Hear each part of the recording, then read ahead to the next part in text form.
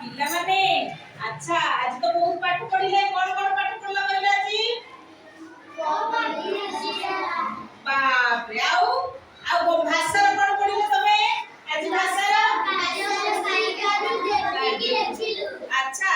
ପିଲାମାନେ ଭାଷା ତ ଆମେ ପଢୁଛେ ଆଚ୍ଛା ମାତୃଭାଷା ଆମେ କଣ ମାତୃଭାଷା କହିଲେ କଣ କହିଲେ ଆମ ମାତୃଭାଷା କଣ ଓଡ଼ିଆ ଆଚ୍ଛା ଓଡ଼ିଆକୁ ଭଲ ପାଉଛ ତ ଆମ ଭାଷାକୁ ଭଲ ପାଉଛ ମାତୃଭାଷା ଦିବସ ଆମେ କୋଉ ଦିନ ପାଳନ କରୁ ଆମେ ଫେବୃଆରୀ 21 ରେ ଆନ୍ତର୍ଜାତିକ ମାତୃଭାଷା ଦିବସ ପାଳନ କରୁଛୁ ଆଚ୍ଛା କଣ ପାଇଁ ପାଳନ କରୁଛେ ମାତୃଭାଷାକୁ ସମ୍ମାନ ଦେବା ଆଉ ଭଲ ପାଇବା ନାଇଁ କି ତ ଆଜି ମୁଁ ତୁମର ପାଇଁ କୋଉ ଗୀତ ନେଇକି ଆସିଛି ମାତୃଭାଷା ଆଚ୍ଛା ଏବେ ମାତୃଭାଷାରେ ଆମେ ଗୀତ ଗାଇବା ଆଉ ନାଚିବା ଆଉ ମଧୁ ଦିଦି ଆମକୁ ତମକୁ କେମିତି କି ନାଚିବ ମଧୁ ଦିଦି ଆମକୁ ଶିଖେଇବେ ଆଉ ମିଶିକି ଗାଇବା ଆଉ ନାଚିବା ଆଚ୍ଛା ତାହେଲେ ସମସ୍ତେ ରେଡି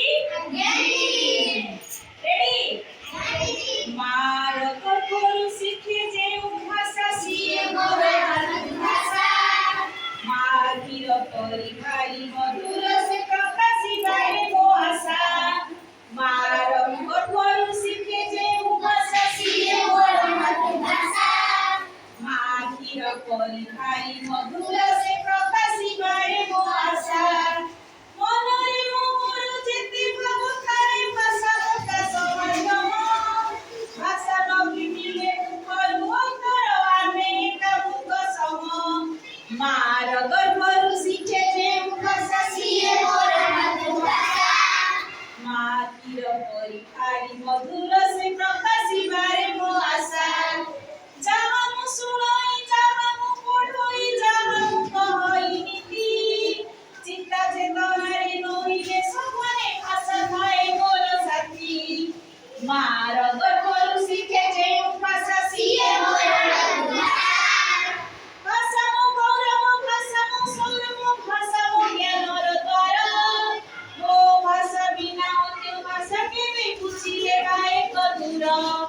ମାର ଗର୍ଭରୁ ଶିଖେ ଯେଉଁ ଭାଷା ସିଏ ମୋର ମାତୃଭାଷା ମାର ଗର୍ଭରୁ ଶିଖେ ଯେଉଁ ଭାଷା ସିଏ ମୋର ମାତୃଭାଷା ମାତୃଭୂମି ମାତୃଭାଷାରେ ମମତା ଚାହୁଁତେ ଜନମି ନାହିଁ ତାକୁ ଯଦି ଜ୍ଞାନୀ ଜନରେ ଗଣିବା ଅଜ୍ଞାନ ରହିବେ କାହିଁ ମାର ଗର୍ଭରୁ ଶିଖେ ଯେଉଁ ଭାଷା ସିଏ ମୋର ମାତୃଭାଷା ମା କ୍ଷୀର ପରି ଭାରି ମଧୁର ସେ ପ୍ରକାଶିବାରେ ମୋ ଆଶା ମାର ଗର୍ଭରୁ